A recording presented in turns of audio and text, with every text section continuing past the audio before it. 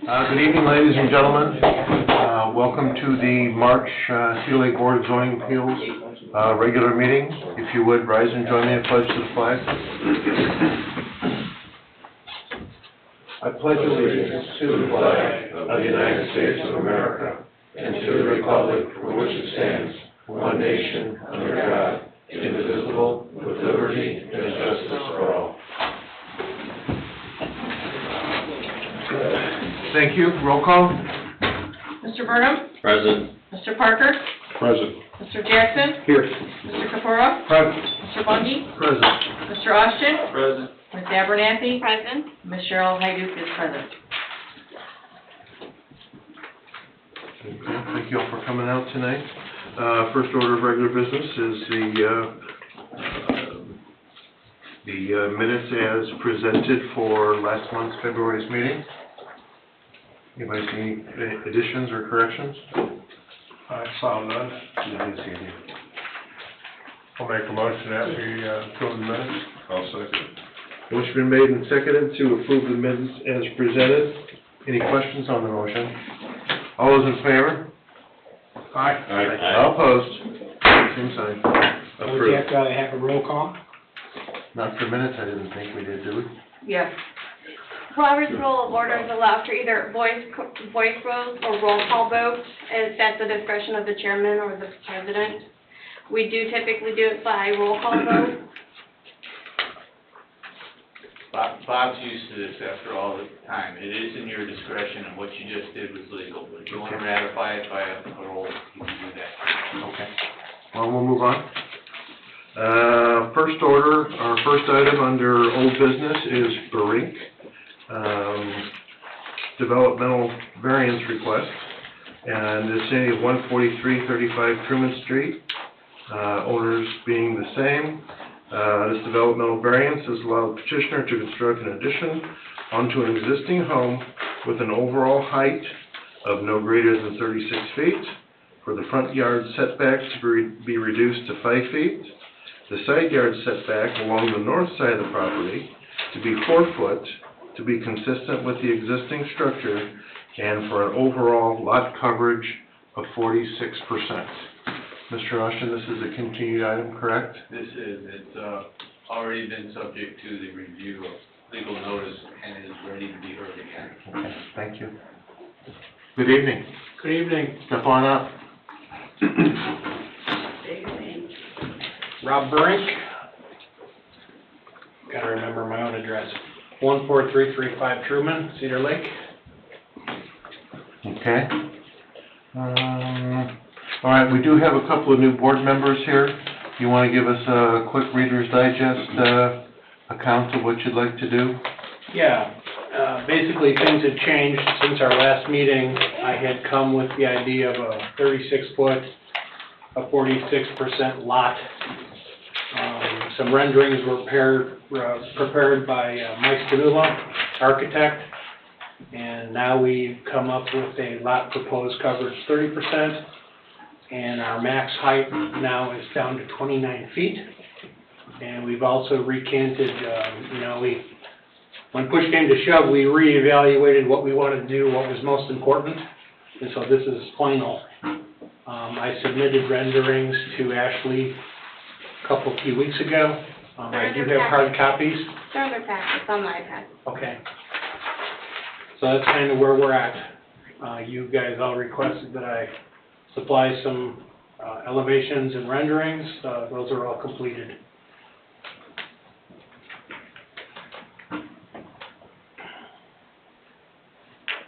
So that with the redesign, are you still requesting the 5 feet front?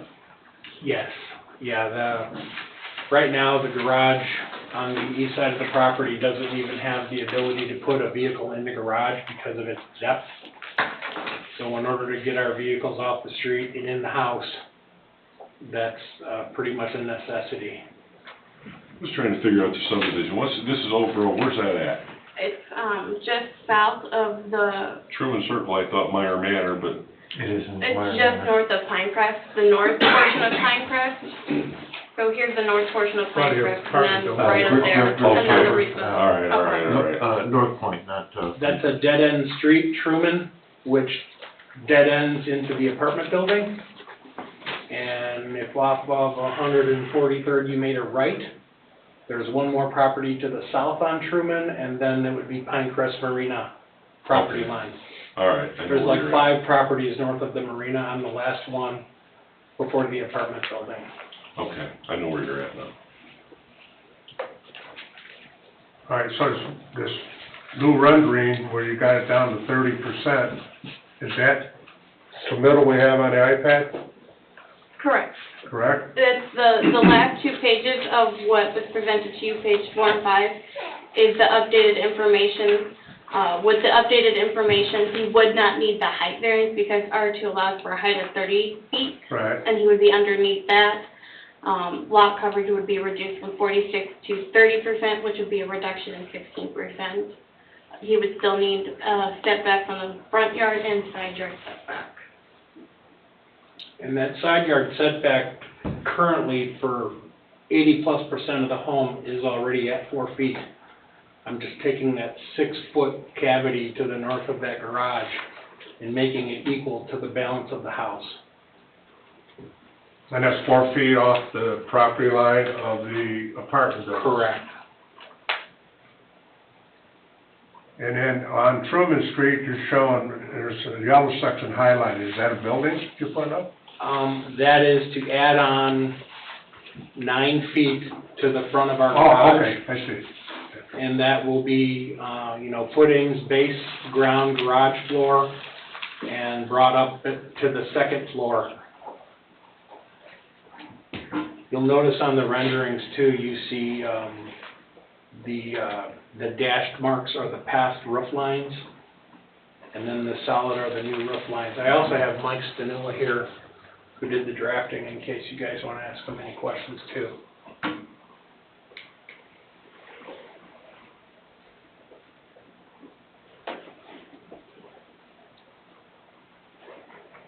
is the privacy fence staying?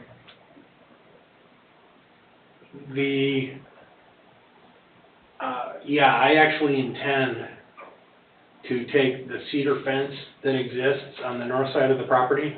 Okay, I'm not concerned about the cedar fence, the privacy 6-foot vinyl fence that's right along Truman Street. 6-foot vinyl fence on, there is not a 6-foot vinyl fence on Truman Street. The only vinyl fence on Truman Street is the one across the street from my neighbor to the east.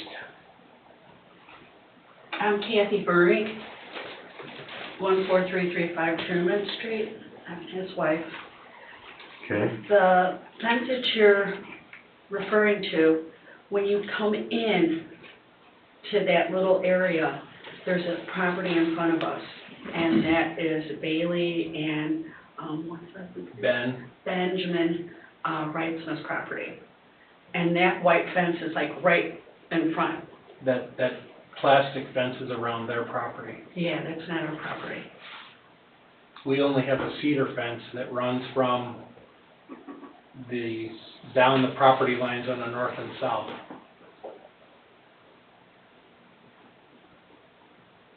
Okay. How in the world did I get turned around up in there? It's easy to do, pre-planned subdivision.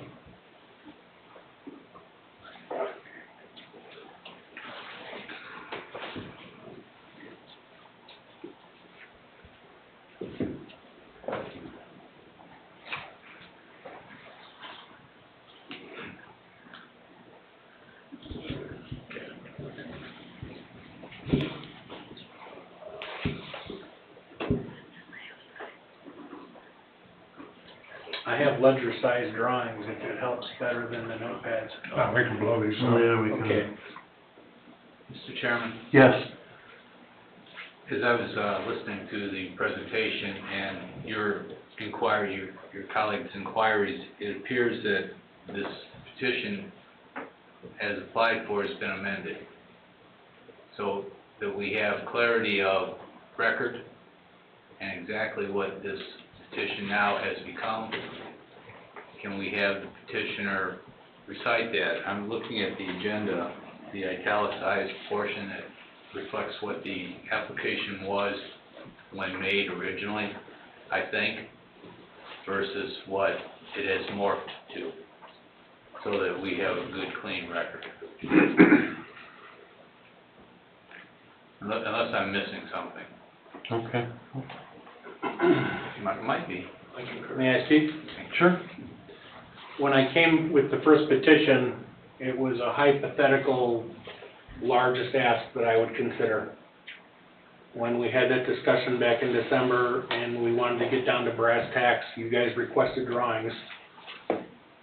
Then we had a heart-to-heart conversation with Mike, who would be doing the drawings, to decide what do we really want. And I explained to him I had gone for these limits, not knowing where they were going to be, and I had said we might very well come in much lower than we were. So this is actually, after having a couple sit-downs with him and discussions about what we wanted to do with the home, this is final. Okay. So as goes for your petition, you're gonna go with your height you got rid of, correct? Yeah. So we don't have to worry about the height. No. The front yard is you're losing, you want to invade into your driveway, it looks like, right? And you're gonna add on to that. How big is the driveway right now? Can you fit a car in there? Not really, I mean, So from Truman Street to your garage door, you cannot fit a car in between there? not really. I mean, our noses probably stick out into the street about 4 feet. Alright. Angle parking? There is, Can you pull in on an angle? I am in on an angle right now, correct? But by getting a garage, you think that you can pull both cars in? Oh, and- absolutely. And they close them I more? have just shy of 16 feet now. Alright, and then going off the side yards, the setback, all you're gonna do is match the house, correct? So you're not going past what the existing house is. All you wanna do is take it from the existing house and add that part towards your garage, correct? On That's north the only side. add-on that you're asking for. And then 30% lot coverage. And then you, instead of the norm is 25, you're at 30, and before that you were what? 46. I have 46. So 46. you went down 16%, so now you're down to 5. We had anticipated possibly building all the way out, where right now we're showing a cement patio. And the only other growth on the backside, so right now, where you see the hash marks on the drawing on the lake side of the property, Yeah. there's actually home above everything on that south elevation. It's an open cavity where air can come in. It's basically built over the top. We're more or less just going to enclose all of that and then make the entire back of the home one clean piece across the back. So yeah, we basically shrunk the whole idea by about 20-something feet. So what's your measurement then from Truman Street to your new garage, the distance in between? Would be 5 feet from the 5 front feet. yard to the front of the house. And then you're at the end of the road. Yeah. Yeah, it's very peculiar, even the way it is now. It's, Yeah. very interesting.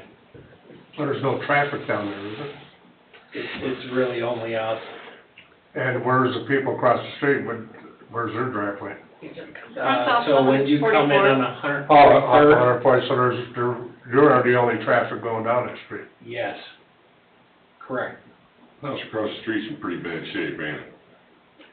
Yes, I'm down the hill You're down the hill. from that, where we were talking about Ben and Bailey Reitzma, across the street from them to the south Okay. is what you're talking about, and their driveway is on that little street. Where'd you? You go to that T, make a left, go down the hill, we're the last door on the All right, right. yeah, I forgot about that little jog No, there. it's not near That, This is Correct. 143rd something, Yeah. and I don't know why I read. Are you just adjusting one side yard? Because I'm having a hard time with the description versus trying to compare it to where we are today. So just Yeah. one of the side lots need to be, Yes, actually, the majority of the house that's shown in white there okay, is all 4 feet from that north property line. currently? Yeah, if I add on towards the street, Okay. that garage, I'm gonna also add on that 6 feet to the north so that that whole side is equal. And that's just one side lot, right? Correct. And the other one stays the same, nothing's going on there? The south doesn't change.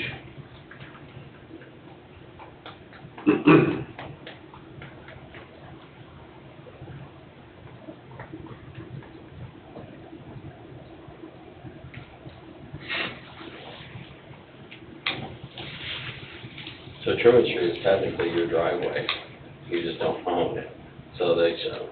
How was it in the winter to shovel? I mean, you guys, have you guys lived here year long? Well, we bought the house a year ago, did some rehabbing, things changed, we sold a couple homes, decided that's gonna be where we're gonna live for now. Yeah. Keep it, it'll be our summer home. And, yeah, it's just, I mean, we had dumpsters and we've accommodated through the process, not a big deal. I shovel it out, their plow comes and pushes, it's all good.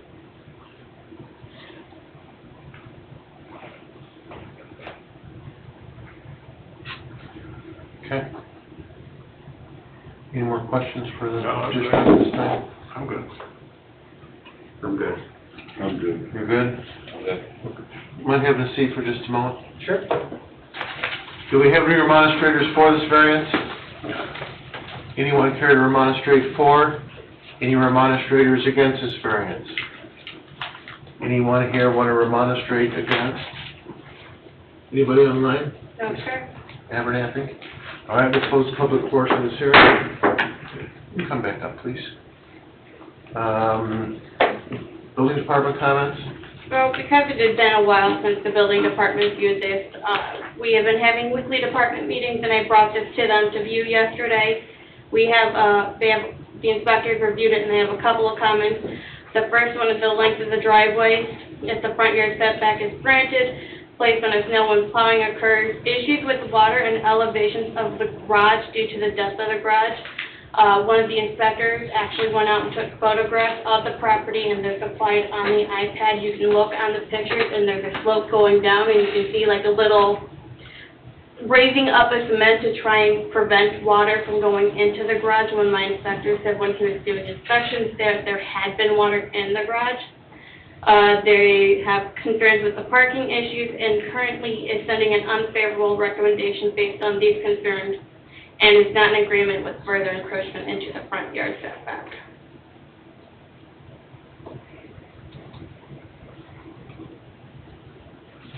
And the second to last picture, you can see that he put a level down and you can tell that the level's skewed.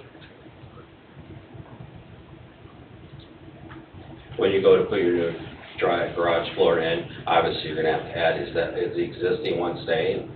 Or are you tearing that out and gonna redesign that so you don't have back pitch?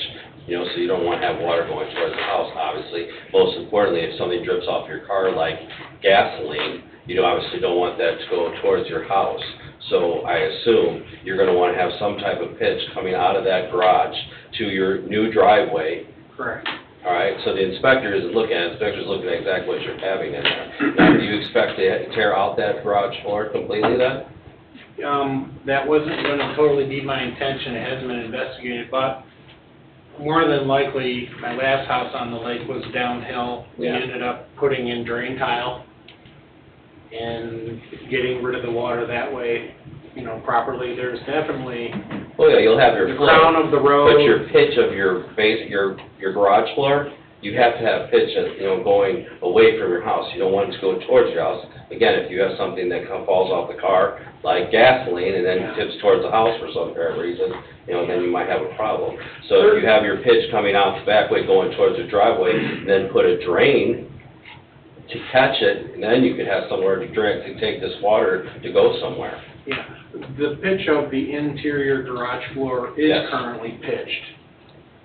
It's currently pitched to go where? It does, to go out the door. The problem is that the crowning of the street is actually forcing that water to come towards that home in that low spot. It's a whole other issue, but I was choosing to more than likely deal with the water and my own way with the building department when we get there. Well, you're gonna have to do something about that water. You can't, It can't sit, you know, as a homeowner, you're not gonna want it to sit. You're gonna have a way of getting that out of there. Yeah, well, there's, at the end of that road, there's basically what's evolved over a long period of time is a dammed up area to the west and to the north, where water is not allowed to flow where it should technically go for like a topology drawing. Basically, there's dead trees there that need to get removed, and there needs to be some grading done between myself and the apartment building to allow this water to evacuate properly. It just had never been done, and people put these little speed bumps to avoid water coming into their garage, which was not right. If somebody put a little. Trust me, it all stands to be corrected. So you have a garage and now that you're not parking in, but you claim if you bring that out to the 5 feet off the street, you're gonna start using the garage? Is that what you're Correct, getting at here? correct. I plan to put at least 2 vehicles in that garage.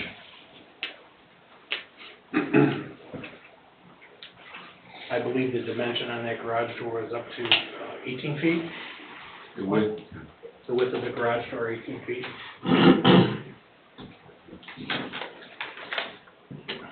Has anything like this been addressed with the overlay, Dave?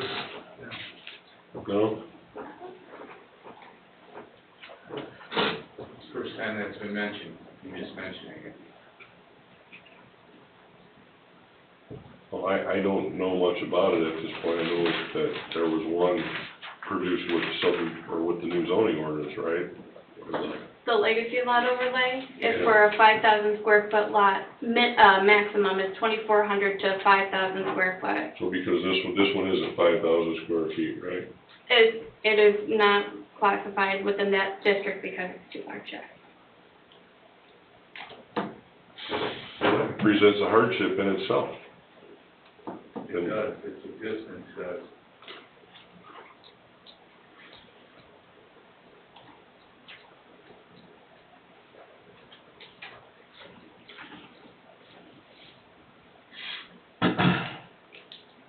I understand what the building department's talking about, and that addition to that garage, in theory, Hey, you see how they put the picture? yeah, He put that board down on the road. yeah. And then it's from the road to Well, his drive. The Well, road's been capped probably 2 or 3 times, and it's higher than the Correct. driveway now, and. according to this, I didn't go up there and put the level on it, he's got about a quarter of a bubble back pitch. Yeah. Yeah. The road is absolutely crowned to allow water to flow to the home. The problem is, at the north end of that road, with the trees and the dirt that's been mounded up over the years, it's not, if you continued or looked at the topology, it should technically be flowing north, and we should work something out between myself and the owner of the apartment building to allow that water to get out to the south and to the east, to the north and to the east. Are those trees on your property? Or on both? Some yes and some no, but I'm planning on dealing with their complete removal. They're dead. Basically been told that no one else really cares, let them fall. And I'm just gonna have to remove them and clean things up there. So your garage addition will go almost all the way to the street? Correct, by the time we apron it, Well, and that's, Yes. that's the next question I was gonna ask. When you put an apron on it, do you have the ability to pitch that apron back to the street now and eliminate the water issue there? Is your flat work in your garage high enough to do that right now? It's not, I'm gonna say the no. closer the garage gets to the crown of the street, the less pitch it's gonna be, so. I'm just asking because it looks like it's not possible. It's, Well, it looks it'll like, be a trick. There's a lot, as someone said, there's a lot of overlays on that street over the years. It has raised it up. you have a bump that goes in front of your garage door, and then it looks like it goes away. I've removed a lot of it just because it was crap, pardon my expression. I just threw it away and we've So, been dealing with it. Greg, if I look at it, it looks like the garage floor Yeah. Did you see this picture? Where there's like a ledge in front of the door? Yeah, I And then saw it's it burn in front gone. of the door. And then the ledge is gone, where the tire is. Yeah, I mean, that last huge rainfall where we had at least 6 inches, I really cut some good trenches in through that berm that exists at the north end of that street, Yeah. and all that water flowed right out of there. It's just, there's just a massive dam loaded with dead trees and dead tree roots that just needs to be evacuated. You know, the next question I'm gonna ask you is, right, Idea. sometimes you can read my mind. Does the town have any plans of reconstructing that area? I know there was a lot of lakeside reconstruction that was done, and I know the eco restoration is now underway. There's no plan on the books right now for that neighborhood. So it's not anticipated there's gonna be anything done town-wide for a short time. Are they all part of the plan? The answer is yes. Well, that's the only way his issue is gonna get fixed, is with the reconstruction over there with the correct elevations. I mean, has to use his house in the meantime. What he has there with his driveway right now is ridiculous, because that's, a public safety vehicle couldn't even access that properly if they had to haul somebody out on a stretcher over there with 2 cars parked there like that. Sometimes, and I've worked a lot in Cedar Lake over the years, not lately, but it's always been so frustrating to me to have to deal with what has happened, to deal with what is from what has happened in the past in a pre-planned subdivision. And I harped about it a lot when I was on the town council, that it's so difficult to work in a pre-planned subdivision, and I think some of that got addressed, but your lot square footage doesn't meet the fix for that, it sounds like. So, I'm not sure what the answer is here, but even if you build that addition on that garage you're gonna have to dig down in that driveway and bring the new garage floor out. Yeah. And you're still gonna be lower than the street no matter what. That makes sense? I agree. Was there storm drainage So- engineering needed here? Oh, certainly. So why aren't we looking at that instead of, there's a lot of hard work by this property owner for sure, but You don't have room to the global fix it. picture ought to be looked at. That's not this department or this board, right? No, it's not, but, it's being talked about in public forum. Properties being affected by lack of either maintenance or monitoring. This road didn't get to the top of the pile yet. No, in the old days, nobody looked at negative grades and things of that nature. They were sent out to cap the road, they capped the road, and off they went, and every time they do it, it gets 1 3/4 higher. You know, and I don't think the town is in a practice of doing that today, but, that's what happened. Most of the time when it comes to the lakefront properties, especially in the older pre-platted subdivision, before any permits pulled, we often send it off to Don for engineering review to make sure that we're not running into similar issues that have occurred in the past, and that the water's flowing where it needs to go. So the main issue here is removing that water from in front of the garage. Is that what we're talking? Sounds like it. So, should we have someone look at it if he's proposing to remove those trees and do some grading there to kind of shift that water north and east along your building, right, between your property line or your property and North and west, apartments? It would basically go right down our equal property line to the east. So we need to know if we're concerned about that water, if what he does is gonna do it. If it wasn't so flat, I'd say a small structure, a grate, and drainage to send it elsewhere, but you don't have any pitch to send that water anywhere, so I don't, Yeah, and I don't know how the storm sewers are laid out there, I mean, they don't really exist, it's just there's no land, storm land sewer flow. over there. And that might be the solution, a catch basin and a storm line, and shove it to the direction it's supposed to go. And that's, I mean, between you and I had anticipated getting that all graded out, talking to the owner of the apartment building, you know, who I know, and work out some sort of a fresh French drain and a drain tile to, I was basically just do it on my own, because you're darn right, I'm not gonna build an addition and have water coming in it, it's gonna be abated. Properly, I did the same thing on my last house. I've done a lot of. Bottom of the hill, you know, perimeter drain tile, sump pits. I don't know. The storm if Ray's board like to meets do next anything. Tuesday at 6 o'clock if you'd like to appear there, and the town engineer is always there. Well, in an effort to not hold them up with the project, can part of this get approved and the other part have a contingency, or does this all have to be handled in one? Sounds like half pregnant, Craig. Well, I mean, he's got two additions, one for the garage, one for the house.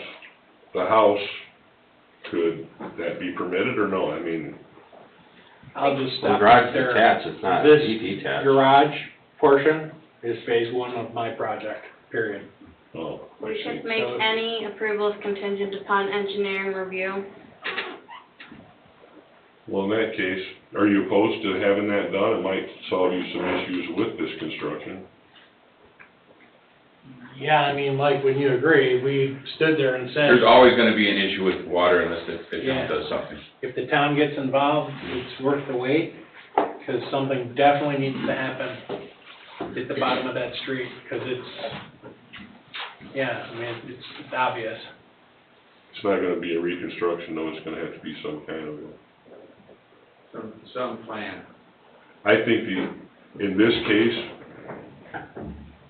including the building department's comments, and this is part of it, not negating any of that. But in this case, he's gonna be better off with the garage and off-street parking than hanging on, part of a vehicle hanging off onto the street and a short driveway with not enough off-street parking. If I've ever heard of a hardship, that's a hardship, I just don't know what to do with the other piece of it, so. You know, that's my thoughts. I mean, you don't have enough driveway, you don't have enough garage. And I'm willing to provide the patience to get it done right. I was, like I said, I was just equipped and ready to do this on my own and make sure that it was done right. However, you know, the crowning of that street is quite apparent, it's very obvious. Just gonna take some work, but yeah, if the town would, consider taking a peek at that with us and what's viable, and it's just gonna be about how to manage that grade and that flow. And it's as easy as stripping down the end of that road, clearing away that whole dam and the trees and getting something done between Wrightsma Senior and us and getting that water, taking a good look at the topology map. Where the hell is this water supposed to be going? Well, the only It might place, be going, need to go west for all I know. Well, not if it's at the end, bottom of the hill, it won't. The water ain't gonna If go you in. look at the grades there, it's Pretty flat. interesting, very flat. It could it's go pretty east, flat, it but could go the west. apartment building parking lot and the easement that you're talking about, or the division you're talking about, looks like it goes to the lake. Would you agree? The apartment parking lot is higher than Truman Street is, Yeah, so it has to go to the lakes. there needs to be a French drain of sorts put in there and drain tile it to the lake. I mean, that is what I would have thought originally. That may be a whole nother issue, because they've been putting catch basins in all of these lakeside subdivisions that have been reconstructed already. That's, I mean, I'm just, That's why our engineer needs to be involved. yeah. Storm board oversight. I mean, I definitely think you can get the water away. I mean, a trench drain, I've seen where the grade is horrible going down to a garage, and a 6-inch trench drain will take away any amount of water that you're gonna get from rain. And you don't have that big of an area, so if you had trench drain, it's just where you put it. You know, obviously you put it in front of your garage, and then where the water goes, that's the catch, you know, where are you gonna put the water that comes out of that You know, trench drain? for The trench drain instance- will handle what you're doing. Yeah, that 6-inch rainfall that we had that day, and the reason I say that is because I had an empty can there, and that's how much rain we got. You know, it was really horrible when I got home at 5, 6 o'clock at night. In the next morning, that water was all gone. And actually, by 10 o'clock So it's probably at night, going towards it's probably going towards the apartment building. it's seeping into his parking lot, and it's heading to the east towards the lake, that's correct. That dam just needs to be removed, but the road is definitely crowned a pretty substantial amount there. The drainage on the water won't affect him putting the addition on the other side of the house, doing what he wants to do. So the question here now is, he has an idea what has to be done. Do we defer this whole matter until he can come up with a solution to the water problem there, either by himself or with the town involved? Or do we, does he drop the garage section at this time so he can go ahead with the house and then come back when he gets a solution and resubmit everything to do the garage? Well, we have a remorph application as it is, so if we're gonna bifurcate out pieces, you need to be awfully precise about that. It makes sense that it's handled one time in one fashion, with engineering considered in it. But that's your call. Yeah, right, and I'm just throwing it out there. So, I mean, I agree, you know, one time, get the whole shot done. But I don't feel comfortable improving it with the water situation. So, That needs to be resolved first before you can even dig in there. You know, just the fact that you want to be involved in this water issue is good. I mean, it's a blessing to me. Yeah. I was gonna do what it took to do right myself, and just work that out between me and the apartment building owner. So, yeah, I mean, you guys wanna take a month? I mean, my goal is to get this work all done in '23. It's not a massive amount of work. Luckily, contractors are slowing down. But, yeah, I wanna do it right. I don't wanna half-ass this by any means. Mr. Chairman? Sir. You still may end up at the end of that exploration by town staff, town engineers, town stormwater, you still may be doing what you suggested you were prepared to do anyway.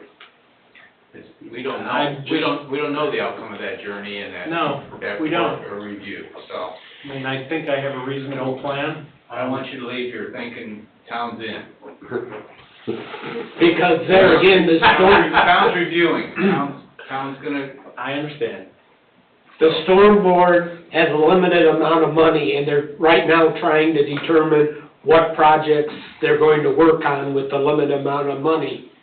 But if you came here, the town engineer might be able to give you ideas on what you need to do.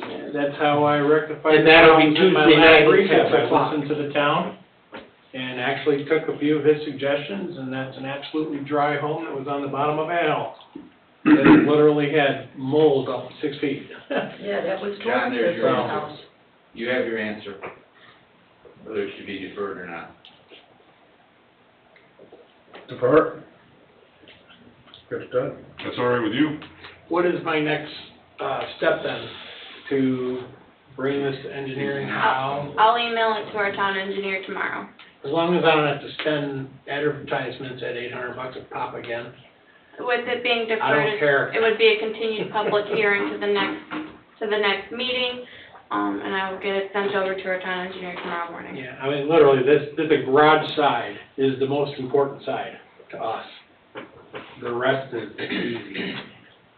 So, yeah, I don't wanna split it either. Is a month enough time to get this done? Maybe not, but it's a start. Well, we can defer it till next month, and if he doesn't have the information needed for this, then he can request a defer to Ashley, and then Ashley can defer it again, you know, for another 30 days, you know, per us making that agreement here, you know.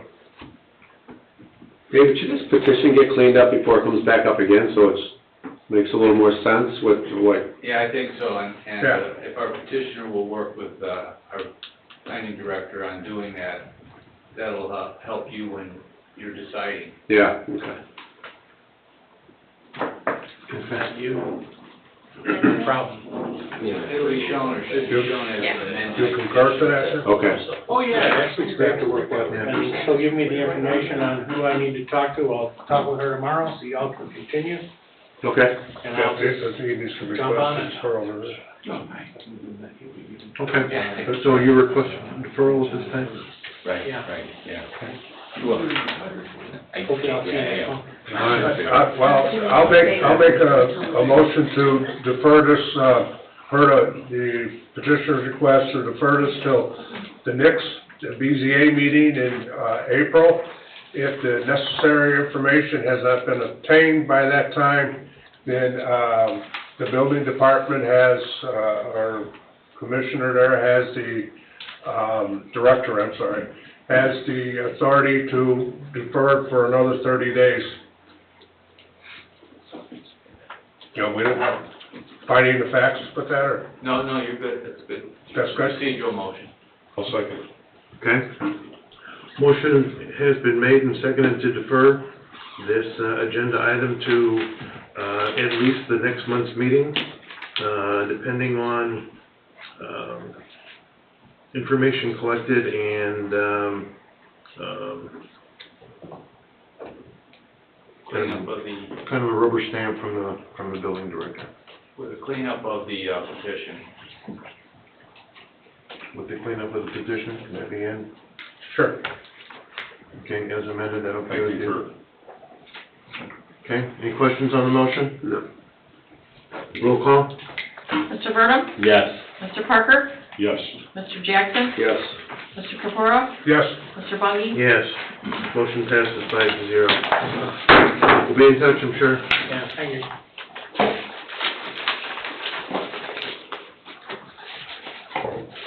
Item number 1, under new business, is Culvers, owner petitioner Cedar Lake RE LLC, John Ryan Terpstra, 11121 Fairfax Court, Crown Point, in the vicinity of 9717 West 133rd Avenue. This developmental variance is to allow the petitioner to have parking in the front yard setback, outdoor dining, an electronic message board sign, a total square footage of signage to be 302.14 square feet, and for the pylon sign to be within the 10-foot right-of-way, with setbacks to be determined by an approved site plan from the planning commission. Mr. Austin, everything in order? Legals are in order, good public hearing. Evening. Howdy, How are you? I'm doing well. Thanks for hosting me tonight, I appreciate it. Board members, staff, and council. A little correction on my address, it's actually 11131 Fairbanks Court, Crown Point, Indiana, 46307. The side address is accurate, 9717 West 133rd Avenue here in Cedar Lake.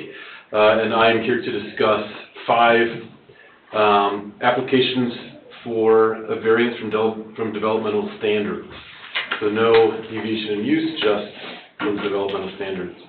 I'm not certain that I'll go in the order as it's listed on the agenda for this evening, but I will mention all of them. First up will be the outdoor seating.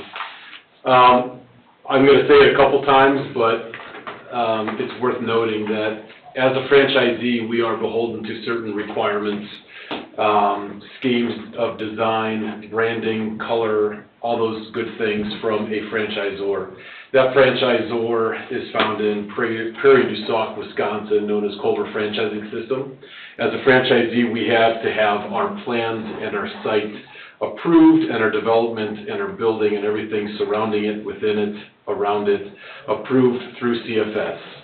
And with that in mind, we are applying for these variances of developmental standards. The first one I'll speak on, like I said, is outdoor seating, which is found in Chapter 7, Section B, subsection 1. Outdoor guest seating is part and parcel to that design and brand offering of Culver's.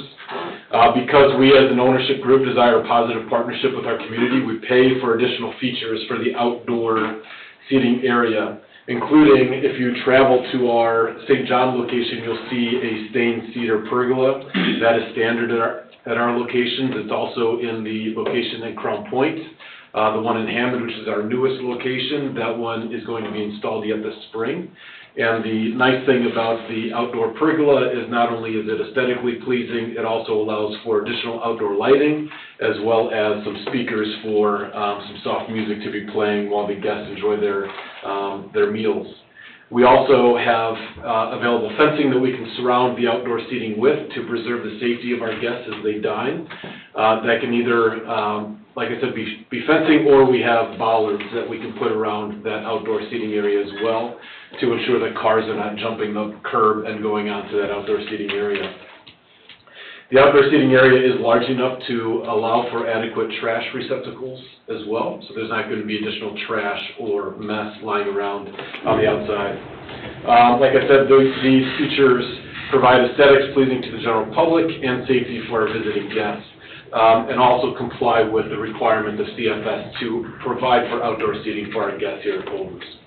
So based on that recitation, Cedar Lake RE LLC and its development of a Culver's restaurant requests that this board grant a variance from developmental standards to allow for outdoor restaurant seating, as it will not be injurious to the public health, safety, morals, and general welfare of the Cedar Lake community, will not affect the use and value of adjacent properties in a substantially adverse manner, and that strict application of the developmental standard would result in practical difficulty in the use of the property, namely the inability to develop a Culver's restaurant approved by CFS, which is our franchisor. If you have any questions along the way, feel free to stop me. That's what I'm here for, not only to inform, but also to answer any questions. I know we'll have public comment in a few minutes, and I can answer those comments as well if there are any, but please stop me and interrupt if you have any questions along the way. The second thing I'm going to go over is the parking in the front yard setback. The developmental standard is stated in Chapter 12, Section D, subsection 8, which is off-street parking spaces open to the sky may be located in any yard except the front yard and the side yard adjoining a street. The established front yard setback is in Chapter 7.1, Section D, subsection 3C, and that is, I thought it was just a 30-foot, but I saw the agenda for tonight, and it turns out it is a federal aid urban system designation on 133rd Avenue, so our front yard setback is actually 50 feet. Again, typical brand and experience standards dictated by CFS requires at least 40 parking spaces per restaurant development. That is the minimum. We do not have safe and reasonable access to cross parking at this location. We are pretty much enclosed. We have the post office, I believe, which is to the east, and we have the dance studio, which is to the west, and that is just the metal building. So there is no parking on that side, and the post office is very limited in parking. And if we were going to approach the marketplace to the south of our location, there is the drive or the street that goes in between that cross parking. We would not like patrons or employees to cross over that street. That is why we need these 40 lots to be self-contained within the site itself. As you may note from the drawings previously submitted, we were able to design the site with exactly 40 parking spaces, albeit somewhat creatively. There are, as a result, I believe 5, maybe 7 parking spaces that lie within that 50-yard front yard setback for the site. I just want to bring to your attention that there are also 6 spaces within the easterly side yard, as well as 9 parking spaces within the southerly side yard. The easterly side yard is not adjacent to a street, and parking in the side yard would not be prohibited, and the parking in the rear yard is not prohibited by the parking ordinance. Regardless of the franchising requirements for our site, the minimum number of parking spaces is conducive to adequate and safe parking capacity and balance with flow of traffic on the site. The requisite number of stalls will provide adequate parking for guests entering the restaurant and staying for a meal or carrying out their meal while still permitting the free flow of traffic through the drive areas of the site, as well as allowing emergency vehicles access when the need arises in the pass-through lane, all safely and efficiently. On your parking at the Plan Commission, didn't you mention that those angle parking on the east side, that you'd have to eliminate 1 or 2 of those spots? Yeah, so on the east side of our building where the drive-through window is located, there is a spot, the furthest northerly angled spot on the east side of our site would be removed, which would reduce the parking spaces to 39. which is a battle I'm willing to take with CFS to say, listen, if this is what they can do for us, let's do away with one at the drive-through window so we can have more space for that pass-through lane. We can minimize that and reduce our parking capacity from 40 to 39. But you are correct. So based on that, again, Cedar Lake RE LLC requests that this board grant a variance from development standards to allow for parking within the front yard, 50-foot setback on the site, as the grant of such a variance will not be injurious to the public health, safety, morals, and general welfare of the Cedar Lake community, will not affect the use and value of adjacent properties in a substantially adverse manner, and strict application of the development standard would result in practical difficulty in the use of the property, namely inability to develop a Culver's restaurant approved by Culver Franchising, as well as safe and efficient traffic flows on the site itself. Third, I'm going to go into our total sign square footage, which is 302.14 square feet, regardless of the frontage feet that we have, and that developmental standard is found in Chapter 16, Section C, subsection 1, which says that each building shall be entitled to signage based on a ratio of 1 square foot of signage to each 1 linear foot of frontage of the building, up to a maximum. So it doesn't matter in my request tonight how many linear square feet or how many linear feet I have along 133rd Avenue. What matters is the maximum is 100 square feet, and we are seeking to exceed that. Again, sounding like a broken record, but specific branding requirements set by Culver's franchising system must be established and implemented at each Culver site in order for approval for development of the restaurant. CFS requires signage on all 4 sides of the building. I believe you should have in your packet elevations and renderings showing where that signage would be located. Do we all have that? Yeah, perfect. As you can see from your packet, the building will utilize elevated signage designating the Culver's lighted logo. I want to bring to your attention that there is no slogan involved in that signage. There are no promotional ads that are included in that signage. We do not practice like window clings or window painting to advertise or to provide additional temporary signage as we operate our restaurants. The total square footage for the proposed and required signage equals 302.14 square feet. Because, again, we desire a positive partnership with our community, these additional features will add to the aesthetics of the site and add lighting for walkways and entry/exit areas, in addition to the obvious branding components. The building will be seen from all 4 sides by adjacent traffic. Like I mentioned, we have the dance studio to the west, we have the post office to the east, we have the marketplaces to the south, and we have 133rd to the north. So it makes sense to have signage on all 4 sides so that our patrons, guests, and visitors will know exactly what the building is from any angle. Based on all that, again, Cedar Lake RE requests that this board grant a variance from developmental standards to allow for signage totaling 302.14 square feet at the site. As the grant of such a variance, again, will not be injurious to the Cedar Lake community, will not affect the use and value of adjacent properties, and strict application of the developmental standard would result in practical difficulty in the use of the property, namely the inability to develop a Culver's restaurant as approved and required by the franchisor, Culver Franchising System. Any questions so far? I know I'm going pretty fast, so sorry. You can slow me down too if you have any questions. I'm waiting for you to finish. Sorry, man. Jeez. Such respect. Every time I come here, Mr. Austin. Exactly. Number 4, the electronic message board, or we call them ERBs, the electronic reader board. The developmental standard is found in Chapter 16, Section A, subsection 9.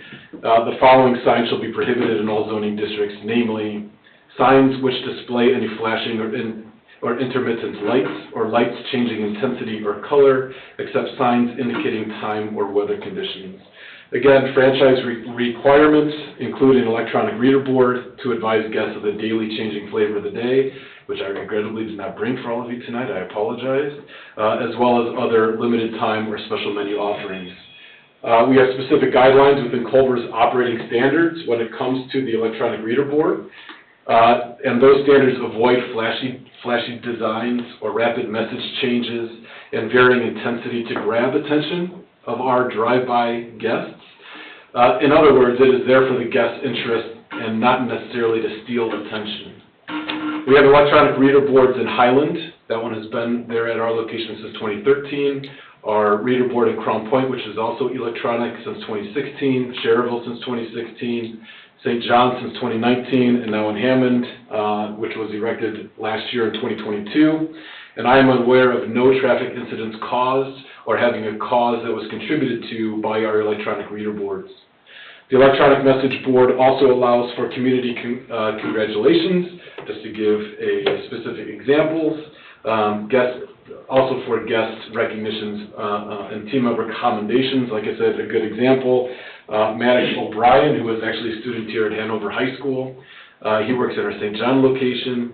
He was recently named, well, not so recently now, but late last fall was named an academic all-state athlete, and we were able to celebrate him on that electronic reader board, which brought in guests who could specifically congratulate him when they saw his name tag. His grandparents may have come in because they saw it, and his parents as well. So it's a really good component to community relations. It's not simply for the act of advertising a brand or drawing in new guests. Your square footage of signs, 300, does that include the monument sign? Yes. I made sure to get the sizing of the pylon size to make sure that the total square footage of the sign included all the signage. So, yeah, so the square footage of all signage includes the branding around the building and also the pylon messaging board. And the sign on the building that just says Culver's. Yeah, the And sign the menu board. the sign on the building is just the Culver's logo. There's no slogan, there's nothing like that, it just says Culver's. It's just lit up Culver's. That's the red-headed girl with the freckles? No, it's not. That's blasphemy, jeez. And then it also. I couldn't resist it. It also includes the pylon sign with the ERB, and it should also include the menu boards, which are in the double drive. Okay. Yeah. In fact, I think it also includes the directional signage for the flow of traffic, the exit only, enter, drive through. All those signs as well. What's the dimension of the electric sign? 8 by 13 by 4? That's correct, yep. 8 tall, 13 long? That's right. That sounds right. Okay. They vary by location, but that does sound right in this instance. That's what's on the site plan. Yep, Are you mentioning color at this time with the signs? yes. You're going to bring that up? Is it black or white, you mean? Well, So they're blue, aren't they? there was a request from the Plan Commission that the signage be black. Black surrounds and black poles for our parking signage. Culver's franchising designates that color scheme and branding, and they're going to be white. So I don't know if that's in the ordinance. We did not apply for that variance from developmental standards. Color is not. Okay. I think that's a preference, but if you would We'll save that be for so next. kind, we can allow the white, yeah, we can let that go till next. Yeah, we'll go over that in time. Okay, thanks. Thanks for the teaser, that's hilarious. But yeah, so to most pointedly answer your question, it includes all signage on the premises. For the 302.8. So 302.14 square feet, that is correct. So if I did not mention it already, when it comes to the electronic message board, I would ask, on behalf of Cedar Lake RE LLC, for a grant of variance from developmental standards to allow for that ERB sign, as will not be injurious to the public health, safety, morals, and general welfare of the Cedar Lake community, will not affect the use and value of adjacent properties, and strict application of the developmental standard would result in practical difficulties in the use of the property, namely the inability to develop a restaurant known as Culver's on that site. And you've read the sign regulations as far as changing colors, shifting colors? Yep. And you're all comfortable with that? Yep, and that is in line with how we already operate. So there's no deviation from our practice. Okay. Yep. Did we usually put a timeline in there though, where we those things go off and come back on certain times? I thought we were doing that with those flashing You signs. have done that historically. I think the last one was the library, and I think there was 10. Prior to that was People's, and that one was 11 PM, and I can't remember the starting time. So if our electronic reader boards stay on overnight, they have a static message that says closed. That's all it'll say. If there is a time restriction that you would like it completely off, we can abide by that as well. That's simple to do. Yeah, the electronic reader boards are pretty high tech. Everything can be controlled from a Wi-Fi computer anyway, so any message that we need to fix or we need to shut off or the sign needs to be shut down for any reason, we can do it even remotely. We don't even have to be at the restaurant in order to do that. Okay. And at 9 o'clock, it can be dimmed down to 50%, illumination, 30% illumination, because we have done that in the past too, haven't we? I think it has that capacity to program it that way, Yeah, yes. most of them do. Okay, Most of them do. okay. Sure. Well, I mean, again, the variance is for use of the ERB itself. Any restrictions that the town would like to place on the use of that ERB, like I've mentioned, we want to be good stewards of the goodwill of the Cedar Lake community and partner with the community, so whatever we need to do, we'll make it work. I'm just bringing this up because these are standards that we have imposed in the past, and they're not just coming out of left field at you, so that Yeah. in case there's any questions or,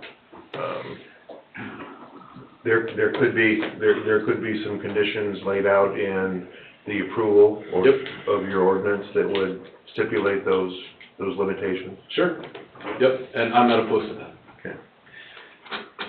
Finally, we have the application for the 5th variance from developmental standard, and that is a sign within 10 feet of a roadway.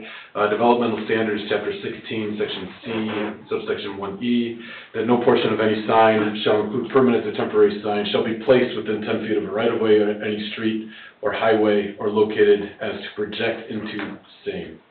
As was mentioned before, there is a monument pylon sign that is described on your schematic, or at least should be. I'll direct your attention to the northwest corner, I believe it is. That location was dictated primarily with guest safety, traffic flow, and parking capacity considerations in mind.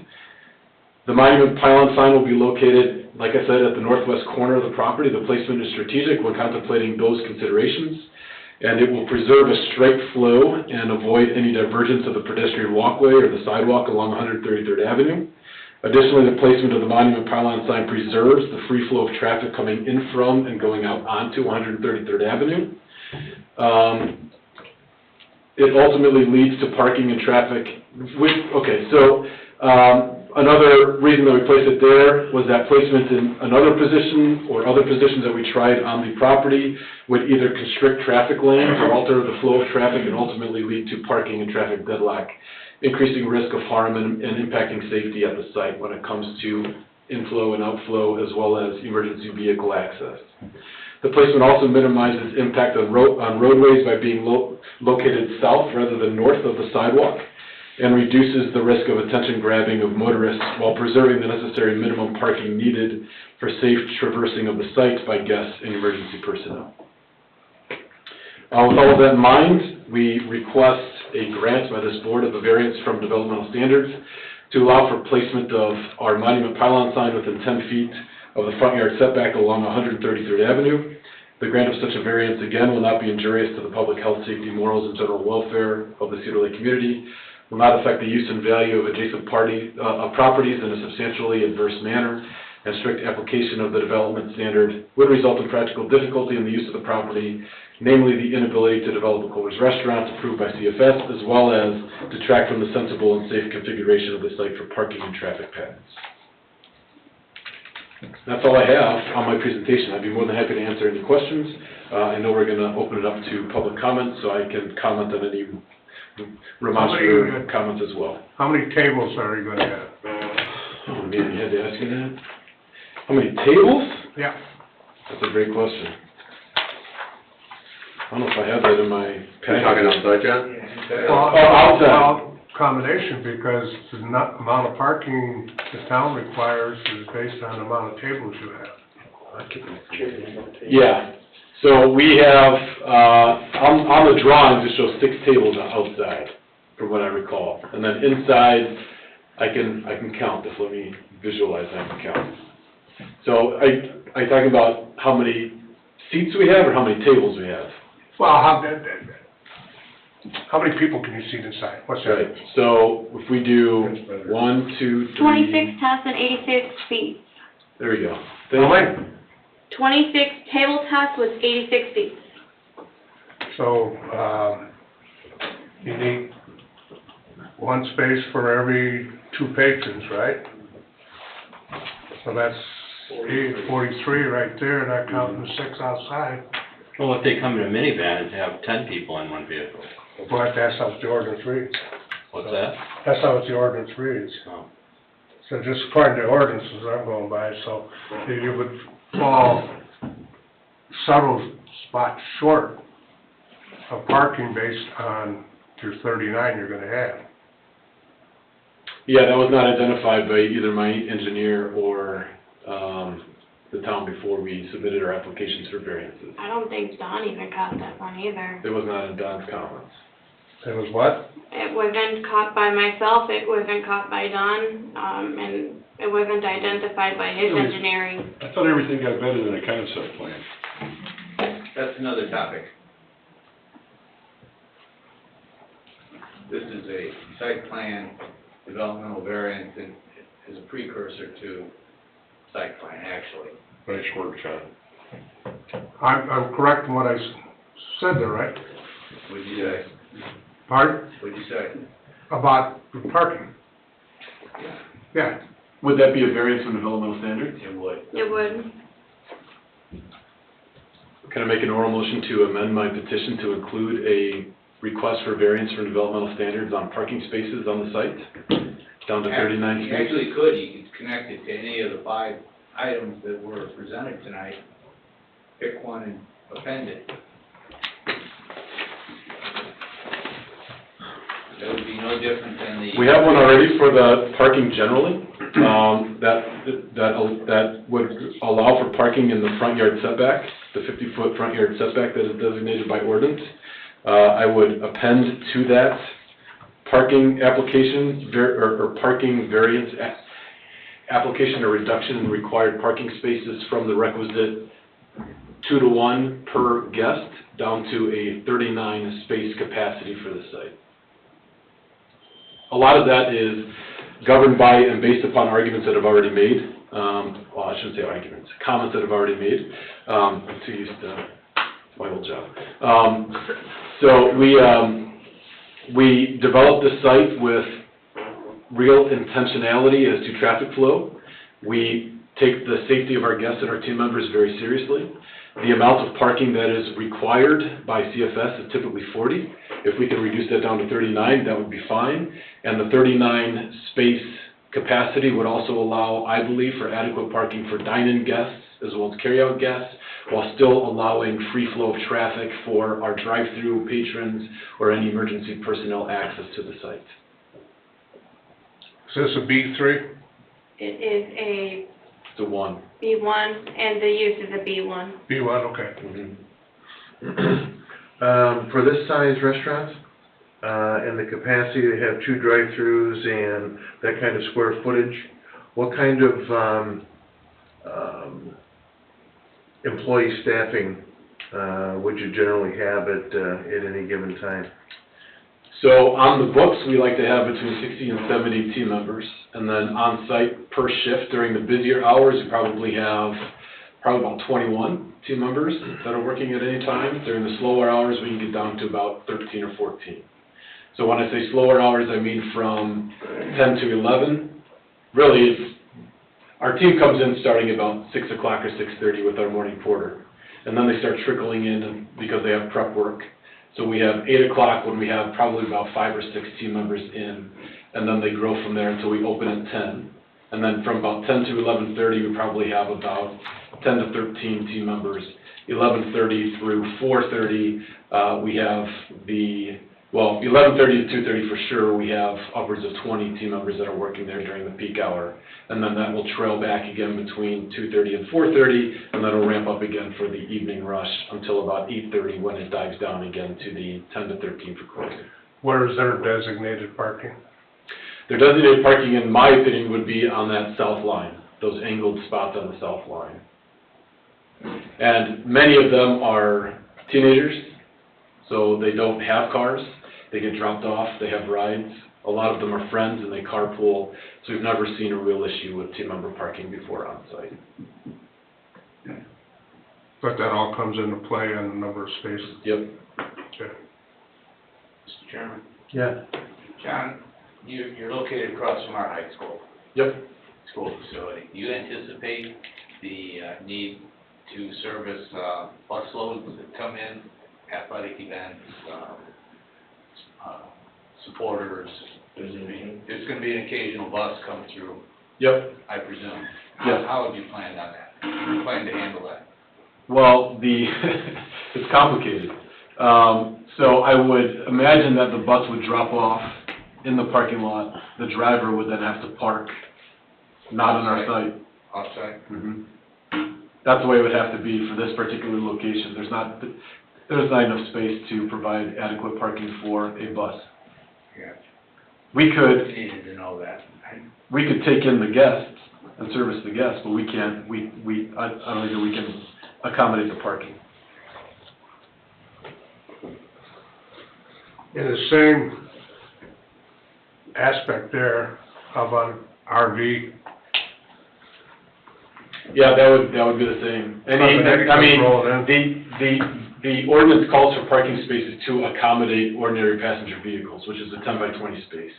I'm not aware of any requirement in your ordinance, in your developmental standards to allow for oversized vehicle parking for a restaurant. Nor am I. Okay. So, But the RV would have to park, to the south, probably, in that marketplace. I think there's enough parking there. And I think that Eric Lindemulder is one of the partners in that development. He and I have been in conversations, we might be able to work something out with, cross-parking allowances, but I would rather not rely on that because of the safety issue on crossing that street. I don't want to invite any sort of accident or a liability on that end. okay.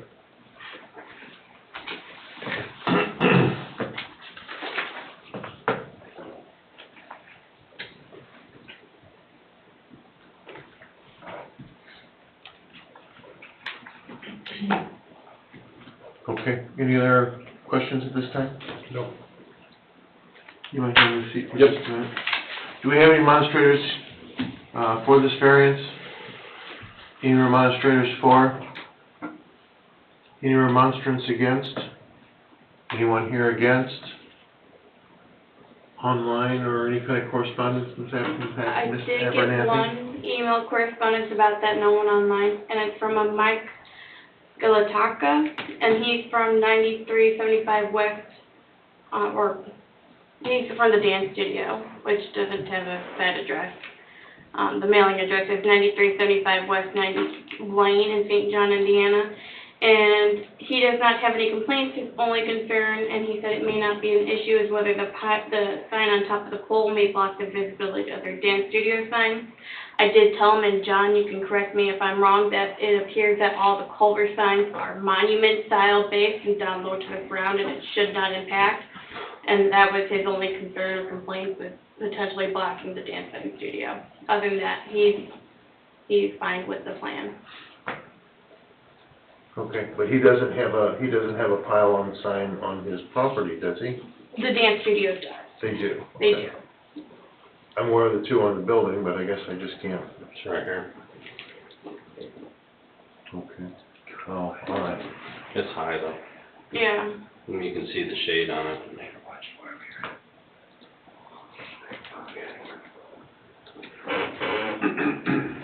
Okay, yep, I got it. It's an older one where it was still Evolution, but that's kind of the sign that they use. Okay. Okay, and you said nobody online?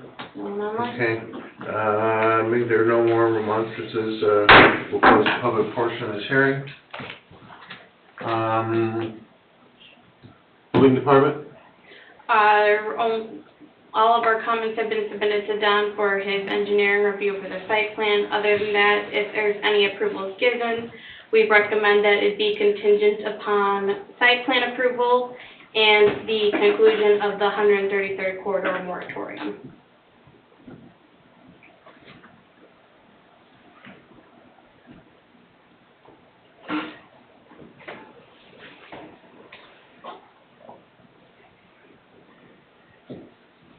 Okay. Any other board discussion? No, not to me.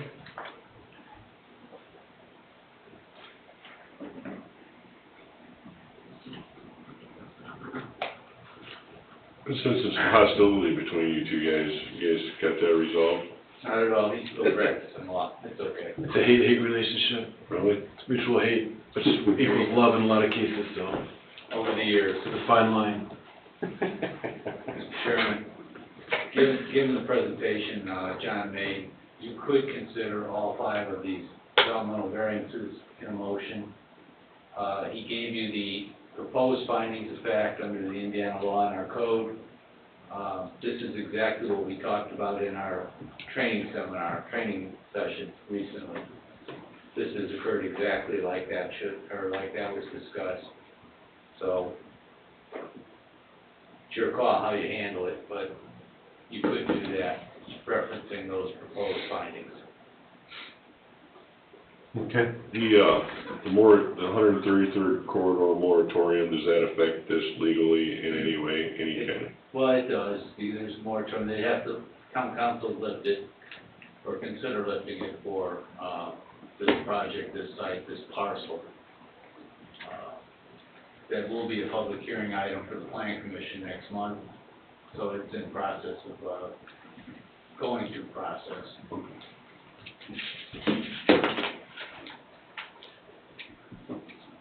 That answer your question, Greg?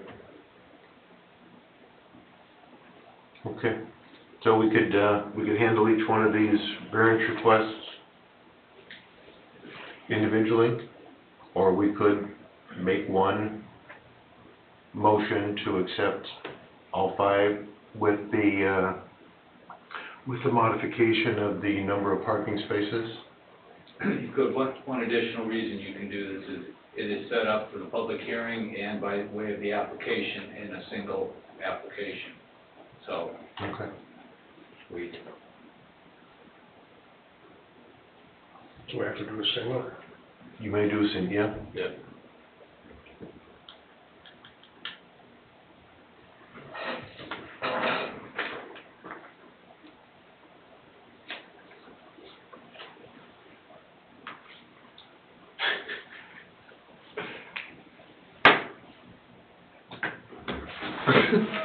I'll make the motion. I'm fine. I'll make the motion. I know you will. No, you won't. Go ahead, Eric, if you want. So, I'll make a motion to approve all petitioners for variances from Town of Cedar Lake, ordinances number 1402, chapter 7, 1B, B1 neighborhood business zone district.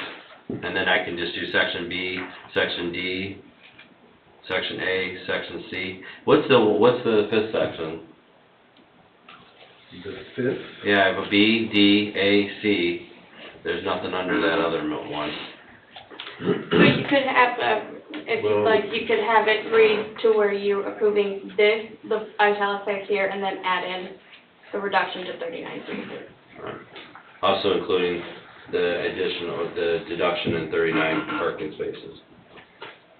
Okay, and in that, motion, should we include a contingent upon site plan approval? Yes, sir. And, the 133rd Street moratorium, Relief. release? Really? Okay, and I also have a question, should we add in there about, buses parking off-site? No, No, no, just those two. we don't control that. No. Okay, Eric? I'm fine with that. Okay, I'll second that then. Okay, motion has been made and seconded to, for approval of the developmental variances as listed, with conditions. Any questions on the motion? Roll call? Mr. Burnham? Yes. Mr. Parker? Yes. Mr. Jackson? Yes. Mr. Capora? Yes. Mr. Bundy? Yes. Motion passes 5-0. Thank you, everybody. Looking forward to the next meeting. Thanks, Anderson.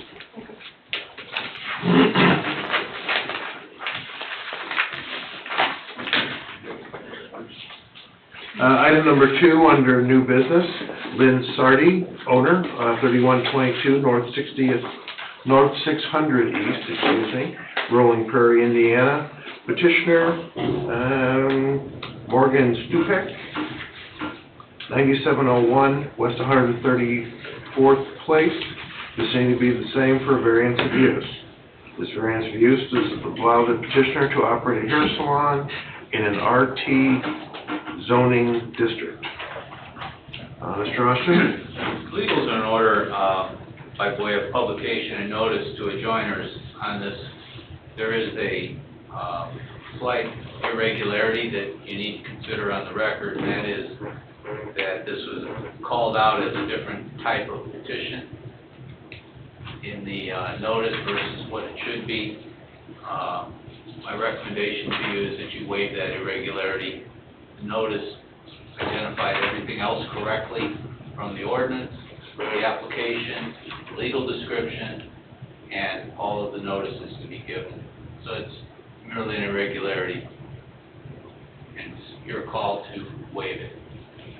And I'd recommend that it be done. Okay.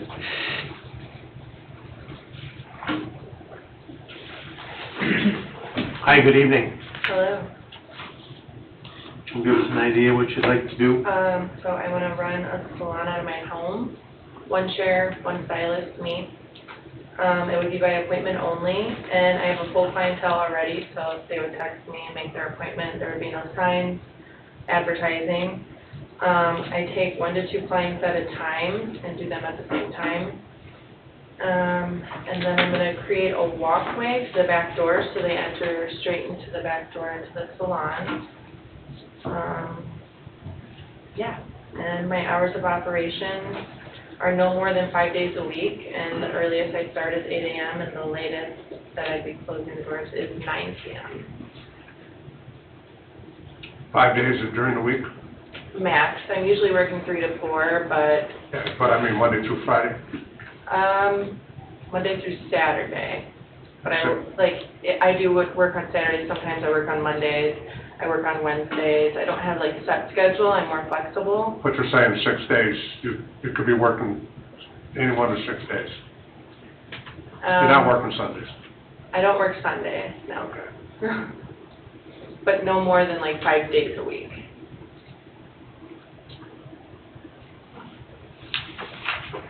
So 8 to 9 any day potentially, and then up to 5 days a week. Yes.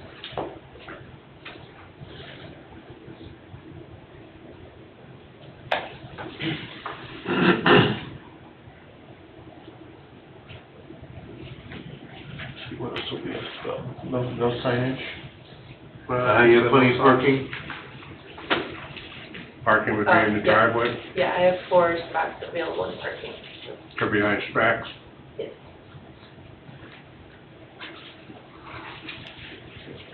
You're talking 1 to 2 cars at a time, is that what you're saying? Yes.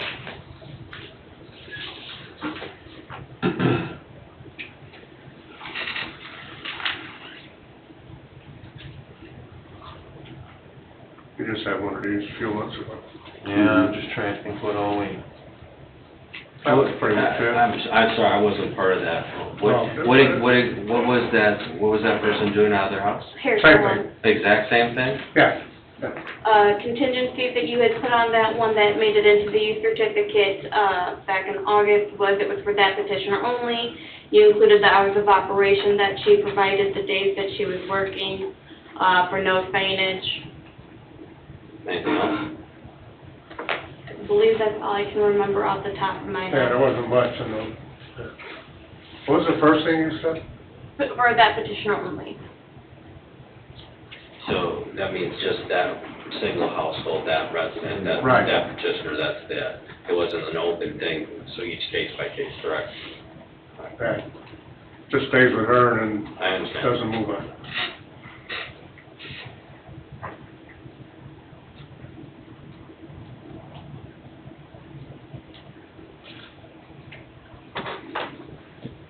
Anybody else have any questions at this time?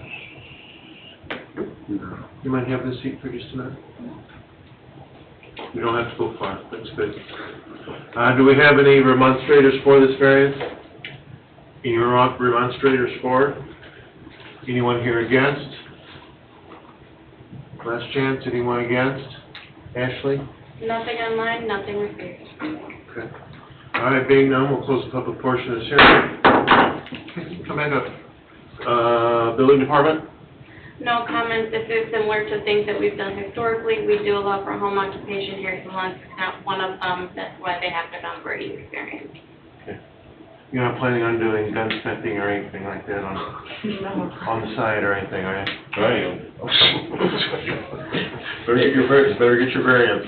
And the last person that asked for this, you guys did Yes, allow? I think You we- did allow We it? approved it. Okay. Sent a favorable recommendation. So that's what it is, a favorable recommendation to the town This is a council? recommendation of town council. Okay. Mr. Chairman, please remember that you may want to consider the approval or an approval to be for this petitioner only. Yes. So that it doesn't change with owner change. Do you own the property? My mom does. Your mom does, I rent from her. and you run past her. Yes, she sets this up for me. Good. We need something like that. Okay, motion on the floor. I'll make a motion that we approve the petitioner's request. Recommendation. Recommendation. I make a motion that we send a favorable recommendation to the town council.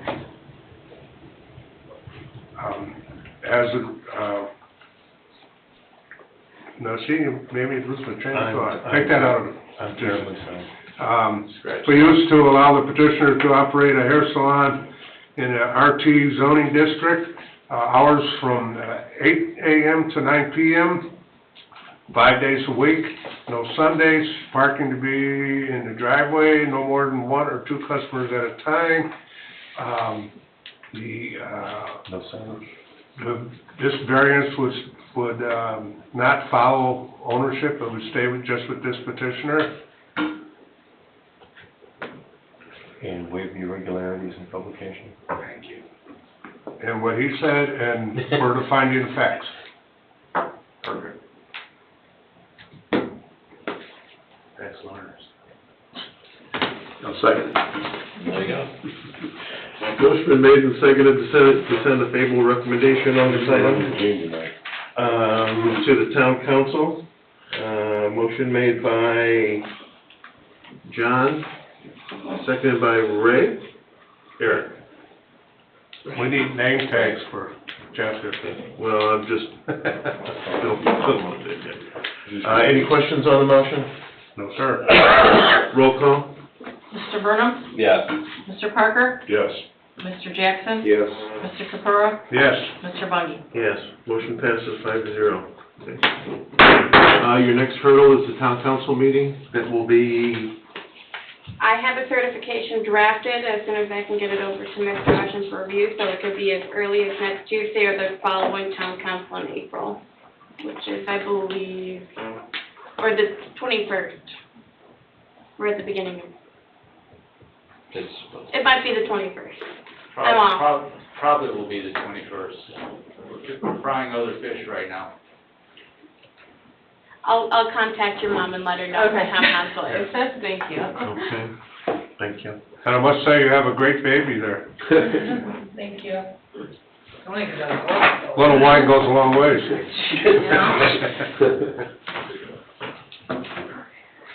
Public comment?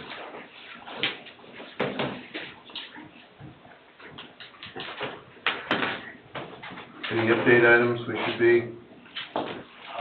We're working on the subdivision control ordinance, floodplain management regulations, 133rd Avenue corridor overlay district. What else do you got going? One or two more things. Trying some fish right now, and it's all coming to a head in the next, What is it? 4 weeks. Frying fish? Is that the new word? I've never heard that Okay. before. All right. For Motion to frying approve? fish. Is that like Cedar Lake? Or adjourn, I'm sorry. I'll make a motion to adjourn. I'll second it. Motion to adjourn, I'm tired. All those in favor? Aye. All opposed, same sign. We are adjourned.